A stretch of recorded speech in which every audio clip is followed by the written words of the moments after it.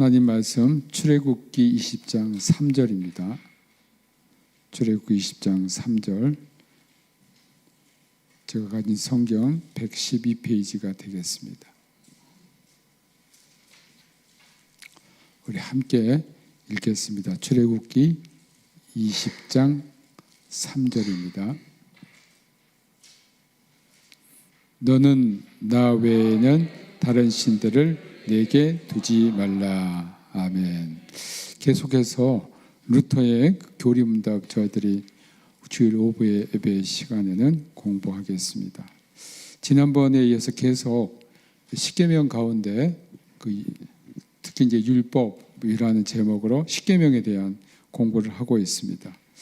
자, 42번에 보면 각 계명에서 어떤 것을 주의해야 할까요?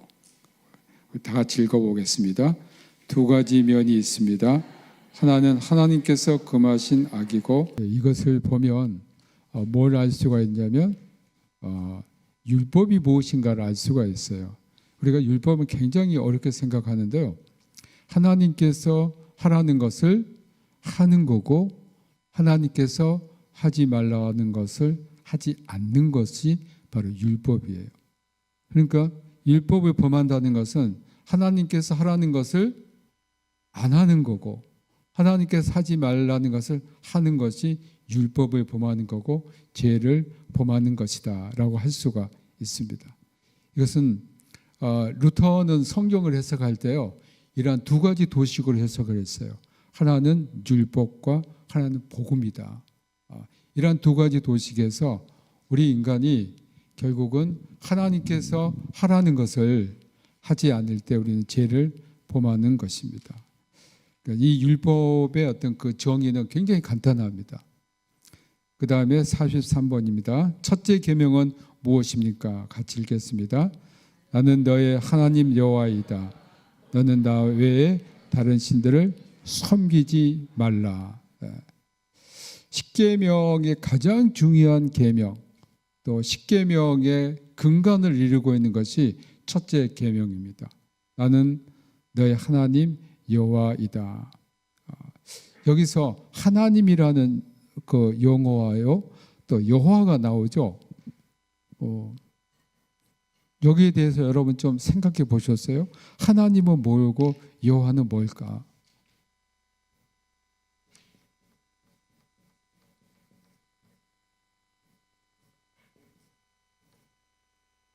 하나님이 누구세요? 네, 하나님이 여호와. 답은 맞아요. 네, 하나님이 여호와다. 근데 이건 이제 히브리어에서는요, 하나님이라고 할 때 주로 엘로힘을 사용해요. 네. 여호와를 할 때 히브리어 야훼라고 해요. 네. 이 히브리어에서요, 엘 하면 신이라는 뜻이거든요. 네. 그 엘의 복수형이 엘로힘이에요. 그럼 우리가 그러면 어떻게 신이 이렇게 복수가 될 수 있을까? 우리는 유일하신 하나님만 믿잖아요. 그런데 어떻게 신이 이렇게 될 수 있을까라고 생각했는데, 하나님은 어떻게 계세요? 성부와 성자와 성령의 하나님으로 존재하고 계세요. 그러니까 우리가 하나님이라고 했을 때에 우리 이제 대거의 엘로힘을 하나님으로 우리말로 번역을 했어요. 그건 성부와 성자와 성령 하나님이 계시다는 거예요. 이게 우리 기독교가 믿는, 우리가 믿는 성경이 말씀하고 있는 삼위일체 하나님이에요.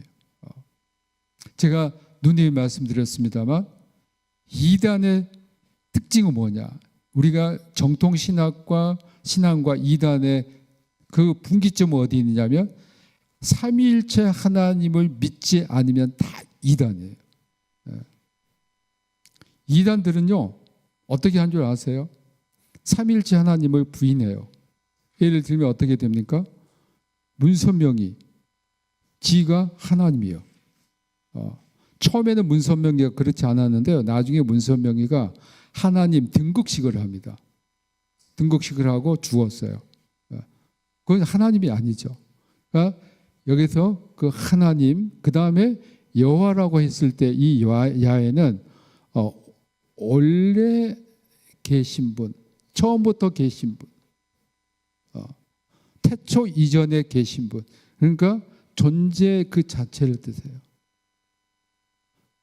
이 야훼라는 그 하나님 신은요, 히브리어에 하야라는 동사에서 나왔어요. 이 하야라는 동사는 뭐냐면 존재하다, 있다라는 동사예요.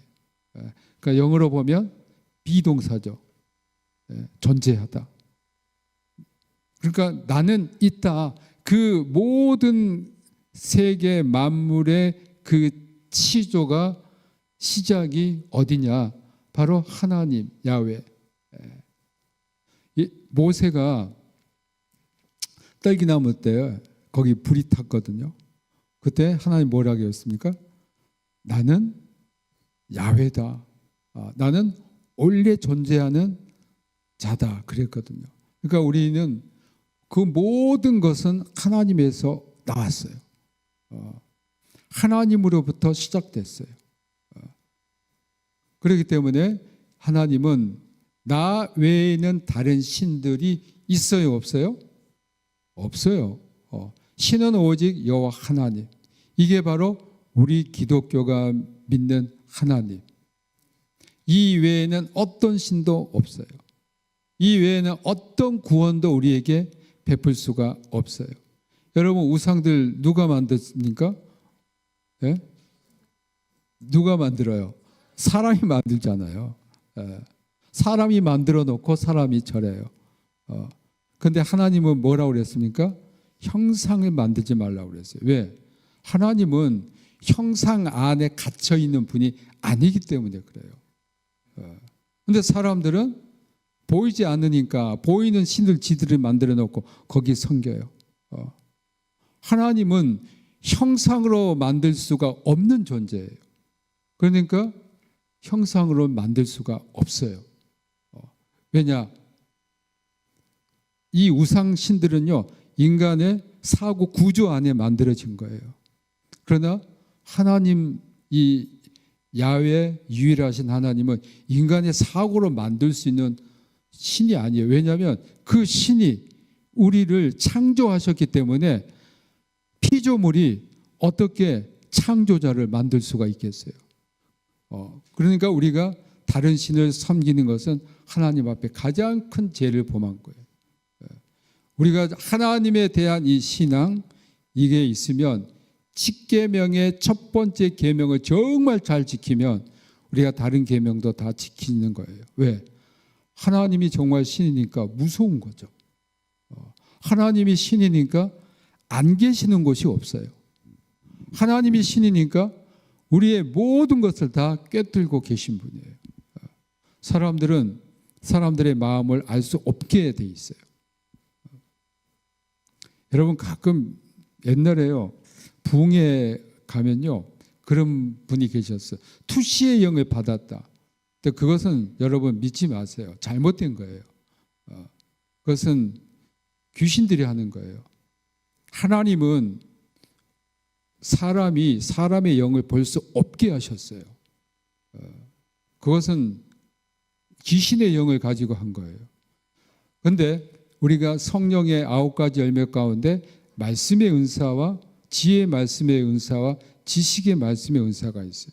그 받은 분들은 보는 게 아니고 하나님께서 말씀을 통해서 그 사람의 영에 있는 것들을 말씀해 주시는 거지, 그 목사님이 아니면 그 능력을, 은사를 받은 사람이 보는 게 아니에요. 이 보는 건 귀신들이 보는 거예요. 귀신의 영을 받은 사람들이 보는 거예요. 그러니까 여러분, 속지 마세요. 그러니까 속으면 안 됩니다. 이 영적인 것들에 그 사람들을 유혹하는 사람이 많아요. 뭐 신령한 목사님이 이렇게, 그것은 하나님의 영의 역사가 절대 아닙니다. 왜냐하면 하나님, 성령님은 우리 인간의 그 존재 자체의 퍼서널리티를 굉장히 존중하신 분이에요. 그러니까 다른 사람들을 볼 수 없게 만들었어요. 여러분, 부부가 같이 살아도 남편이 아내의 마음을 봅니까? 우리 장로님, 이인숙 권사님의 마음이 보여요? 네? 안 보여요. 보는 것 같지만 인간의 영혼의 깊은 곳에 있는 것은요, 부부라고 해도 볼 수가 없어요. 그래서 하나님께서 그 사람의 각각의 존재를 굉장히 존귀하게 만들었기 때문에 보지 못하게 만들었어요. 그렇다고 해서 여러분, 나는 특별한 은혜를 받았다면 봐야 되겠다. 쓸데없는 일이니까 노력하지 마세요. 아예 안 되는 것은 안 하는 게 좋습니다. 그래서 하나님은 나 외에는 다른 신이 없다는 것을 확실히 우리에게 말씀하셨고 다른 신을 섬기지 말라고 한 겁니다.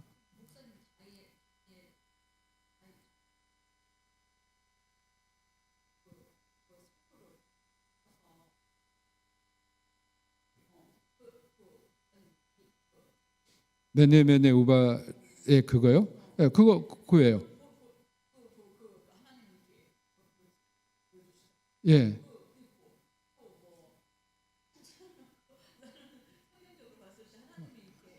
아니요. 그건 전혀 다른 거예요. 예, 예. 왜냐하면 그것은 그 어떤 것이 이제 썼잖아요. 그 사람의 마음을 본 게 아니고 너는 이렇게 된다라 예언한 거예요. 예, 예. 예언한 거예요. 예.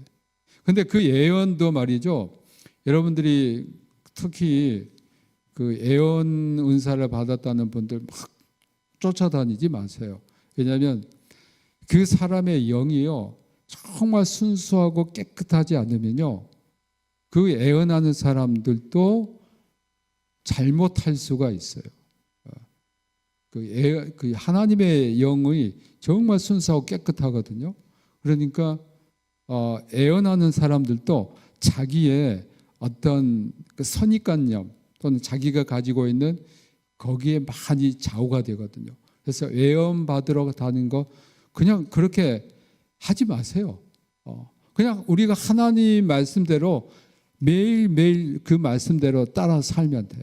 너무 그 특별한 거 그런 거 원하지 마세요. 그러다가 우리가 잘못돼요. 그러다가 진짜 귀신의 영을 받기도 하고요. 그러다가 잘못된 신앙으로 갈 수 있으니까 막 특별한 거 그런 거 별로 좋아하지 마세요.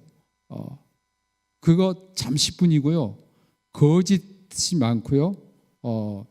또 사람들을 호도하는 것들이 굉장히 많아요. 지금 말세가 되니까 영들의 그러한 역사가 굉장히 혼미해졌고요. 특히 요즘 유튜브 보면요, 막 이상한 사람들 많이 나와요. 그건 너무 빠지지 마세요. 여러분들은 오직 하나님의 말씀, 말씀 가지고 우리가 사는 거예요. 누가 뭐 했다? 지난번 이제 우리 김병관 목사님 와주셔서 그 하는 것은 그분은 제가 신뢰할 수 있는 분이긴 하는데 그분도 하나님의 그 지식의 말씀의 은사를 그분이 받았어요. 그래서 하나님께서 그 영으로 우리들에게 말씀을 하는 거지 김병관 목사님이 여러분 마음을 보는 것 절대 아닙니다. 못 봐요. 단지 그 영으로 성령이 역사하셔서 그 감동된 대로 우리들에게 전해주는 것 뿐이에요. 그러니까 저 분은 굉장한 분이다. 우리랑 다 같은 사람들이에요.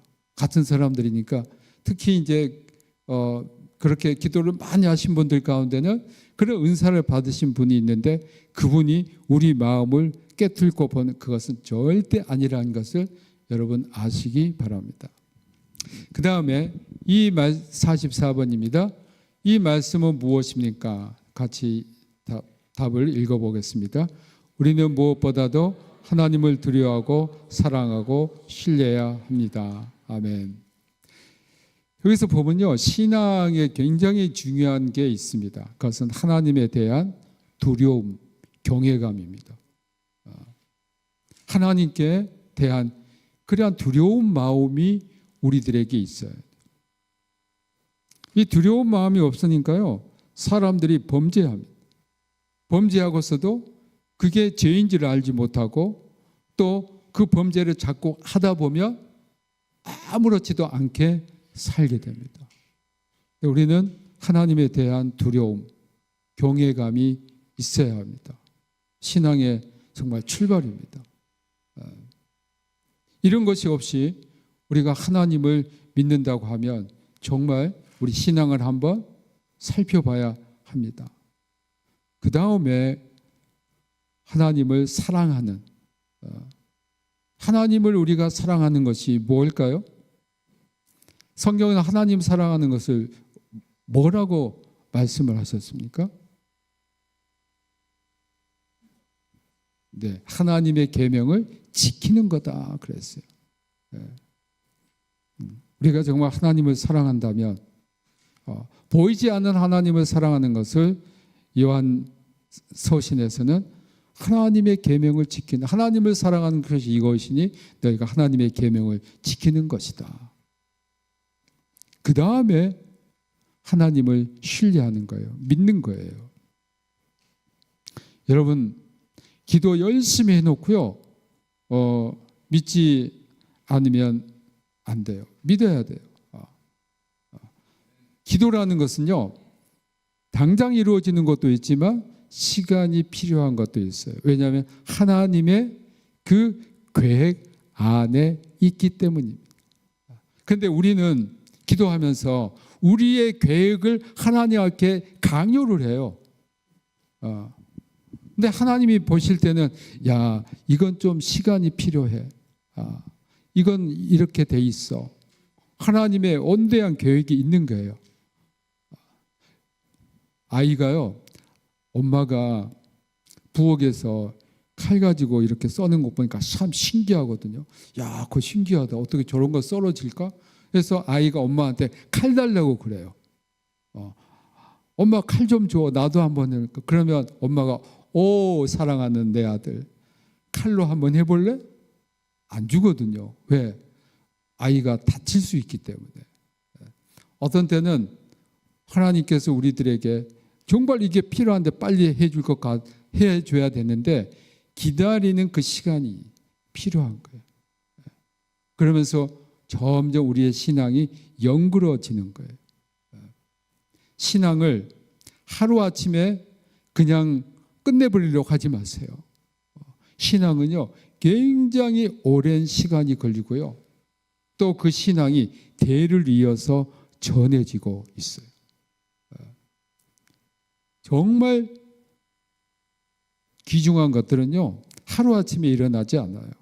시간이 필요하고 시간이 필요한 거예요.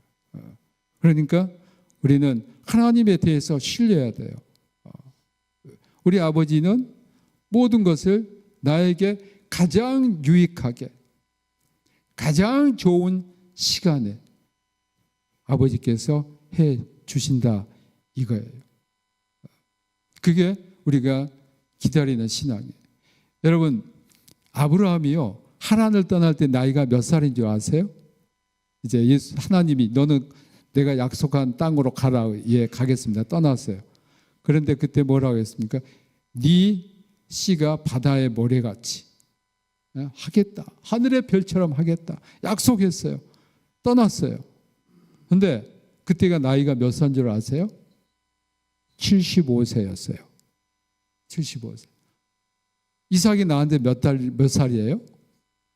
76세 나와서 얼마나 좋았겠어요. 그런데 100살에 나왔어요. 25년을 기다린 거예요. 뭐 그 중간에 그 여러 가지 우여곡절도 있었습니다. 뭐 하갈 뭐 하고 그렇지만 그 약속이 25년 만에 이루어졌어요. 엄청난 시간이 걸린 거죠. 하나님의 그 약속은 정말 오랜 시간이 걸려요. 제가요, 초등학교 6학년 때 부흥회 가고 굉장히 은혜를 받았어요. 아마 그때는 그 부흥회 가는 게 너무 기쁘고 즐거웠어요. 근데 그때가 제가 중학교 시험을 앞두고 있었던 거예요. 그런데 일주일간 하는데 학교에 가니까 저녁마다 갔어요. 근데 너무너무 제가 기쁘고 감사했어요. 그리고 이제 중학교 시험을 다 치고 이제 그때 형이 새벽 기도를 나가더라고요. 이제 아버지는 계속 나가신. 제가 형을 따라서 이제 새벽 기도를 나갔어요. 새벽 기도를 나갔는데 그때는 5분 기도를 엄청 많이 한 것 같아요. 5분도 안 걸렸더라고요.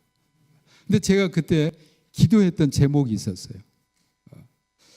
보니까 우리나라가 참 못 사는데 그때 그 초등학교 졸업하고 그때 제가 그런 기도를 했어요. 하나님, 우리나라도 이 우리나라가 외국 선교사들이 많이 와서 우리에게 복음을 전해줬는데 하나님, 우리나라도 좀 선교사를 파송하는 나라가 되게 해주십시오. 제가 그때 기도를 한 기억이 나요. 근데 왜 제가 그런 기도를 했는지 모르겠어요. 하여간 하나님, 이 나라가 우리나라가 좀 선교사들을 파송하는 나라가 되게 해주십시오. 그때가 69년이었어요. 참 못 살 때잖아요, 우리가. 근데 그 생각이 들었어요. 근데 제가 지금 생각해 보니까 지금 우리나라가 세계에서 두 번째로 많은 선교사를 파송하는 나라가 됐어요. 하나님이 이렇게 기도하면 응답하는 날이 있구나. 여러분, 그때 지금 생각해 보면요, 그때는 이런 일이 일어나리라고 생각할 수 없는 시대에 살았어요. 그런데 하나님께서 이루어 주셨어요. 여러분이 하나님에 대한 비전을 갖고 기도하시기 바랍니다. 저는 요즘 한 몇 년 전부터 계속 기도하는 기도 제목이 있어요. 여러분도 이 기도가 정말 마음에 드시면, 하나님이 뜻이라면 같이 기도해 주세요. 제가 93년도에 제가 이제 공부하는 곳에 독일의 그 바이에른 루터교 선교 본부가 있었는데, 우리 그 신학교에서 공부하는 그 아프리카에서 오신 많은 목사님들, 유학생들이 있었어요. 뭐 저랑 같이 이제 그 친구들인데, 박사과정에 있는 친구들. 근데 그 친구들과, 저는 사실 루터교 교인이 아니고 루터교 목사가 아닌데, 그 루터교에서 또 저를 굉장히 대우를 잘 해줬어요. 그래서 겨울에 93년 겨울입니다. 스위스에 스터디 투어를 갔어요. 그런데 스위스 어디에 갔냐면 제네바에 갔습니다. 제네바는 정말 세계 국제적인 도시거든요. 유엔에 굉장히 많은 그 기구들이 있고요. 또 WCC 세계교회협의회 본부가 있고, 또 RWF 개혁교회 장로교회 본부가 있고요. 또 루터교 세계 본부가 있어요. 그래서 그런 것들 뭐 세계 여러 기구들을 저희들이 방문했는데, 거기 WCC 안에 그 연구소가 있어요. 연구원이. 근데 제네바에서 약 30분 정도 차로 떨어진 곳인데, 거기에 보세이라는 연구소가 있더라고요. 저는 그때 처음 알았어요.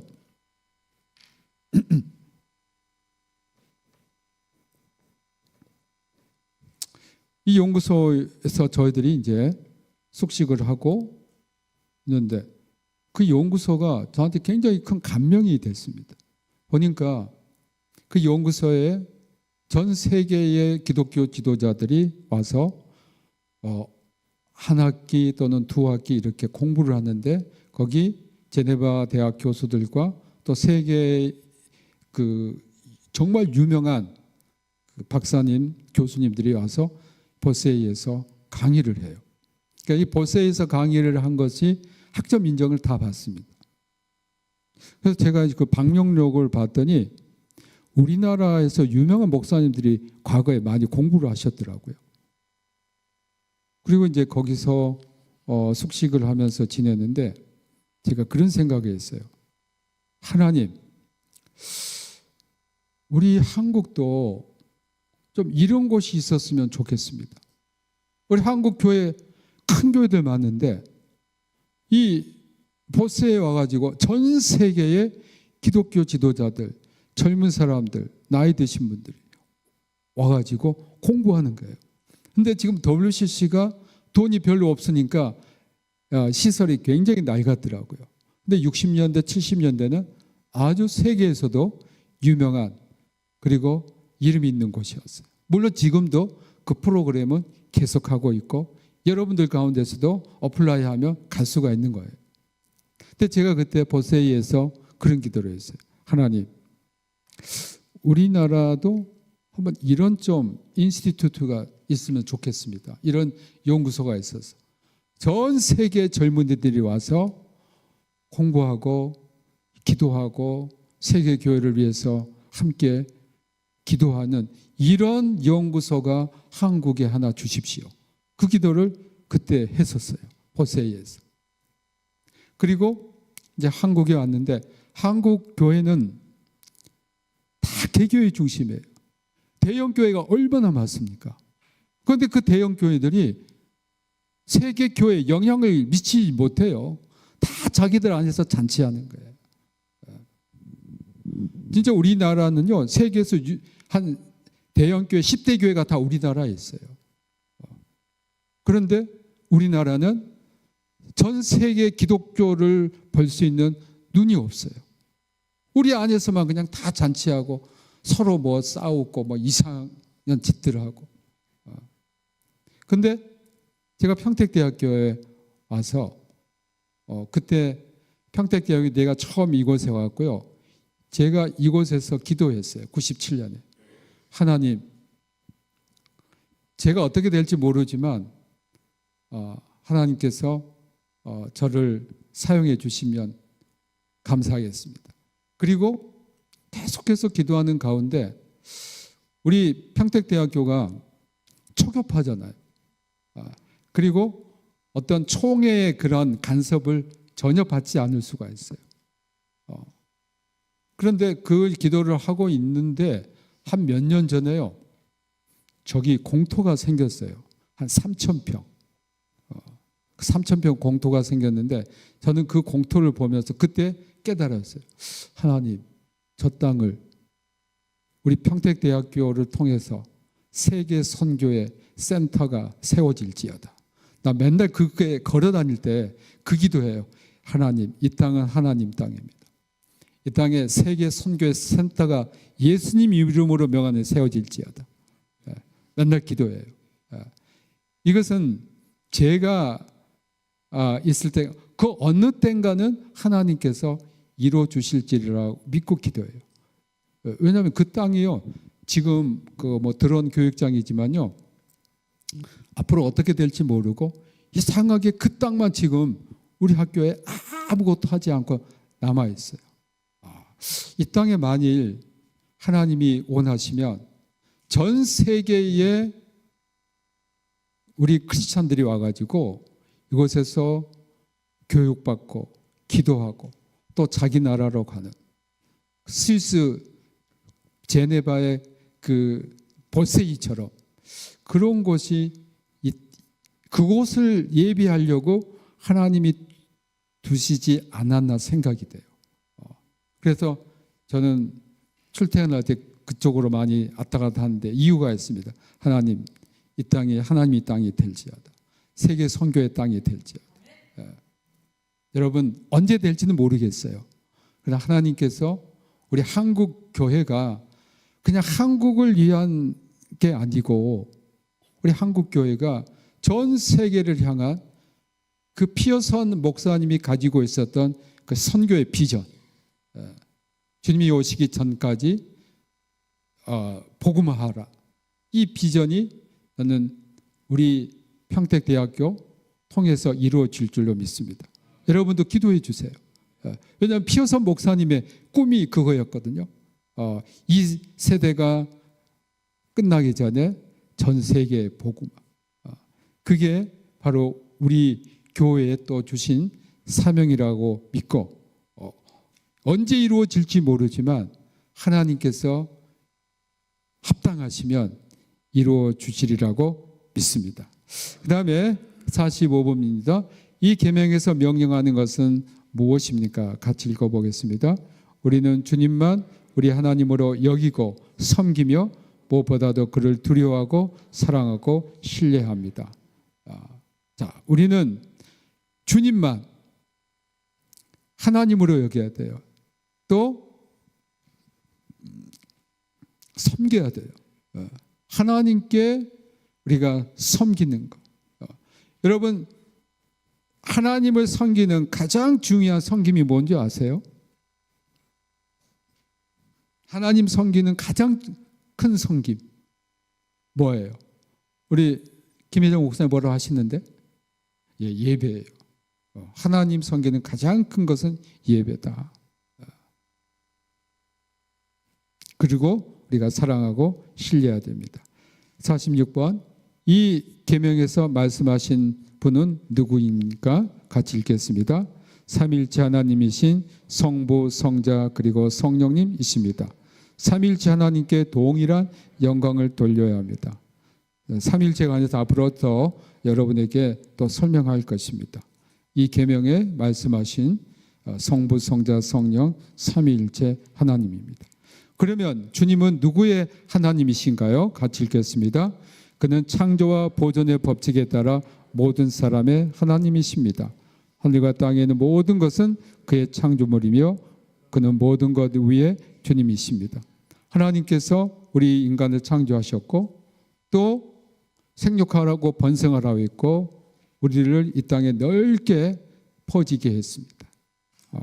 그 하나님 바로 우리 모두의 하나님이에요. 우리 모두의 아버지이십니다. 거기에 대한 말씀으로 시편 95편 3절부터 7절 상반절이 있습니다. 같이 읽어보겠습니다. 여호와는 크신 하나님이시여 모든 신들보다 크신 왕이시기 때문이로다. 땅의 깊은 곳이 그의 손안에 있으며 산들의 높은 곳도 그의 곳이로다.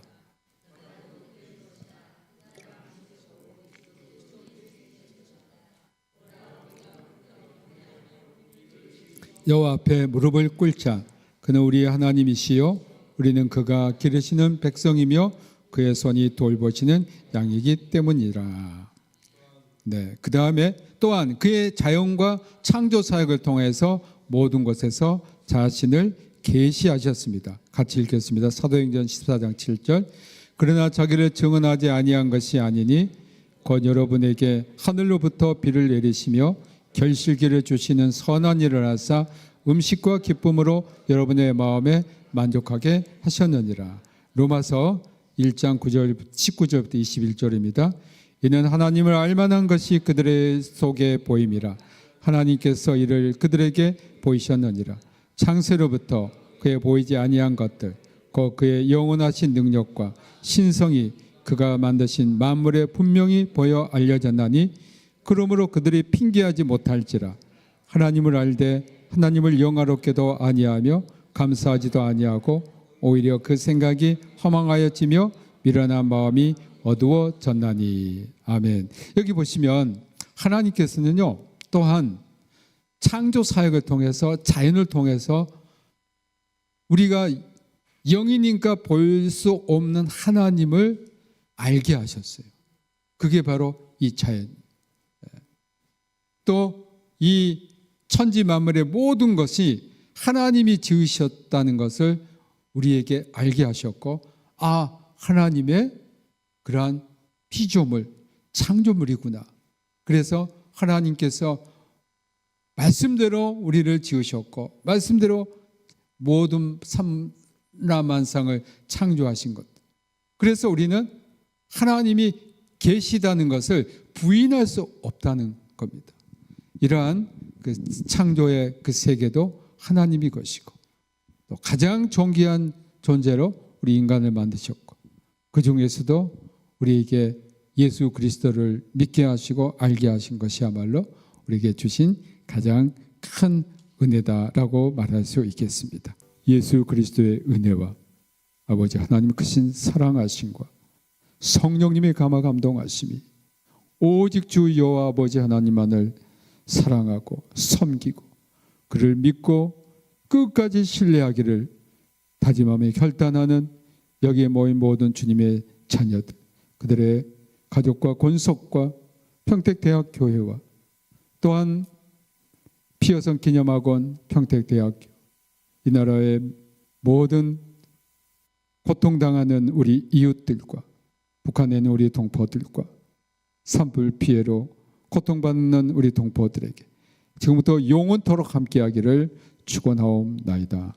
아멘.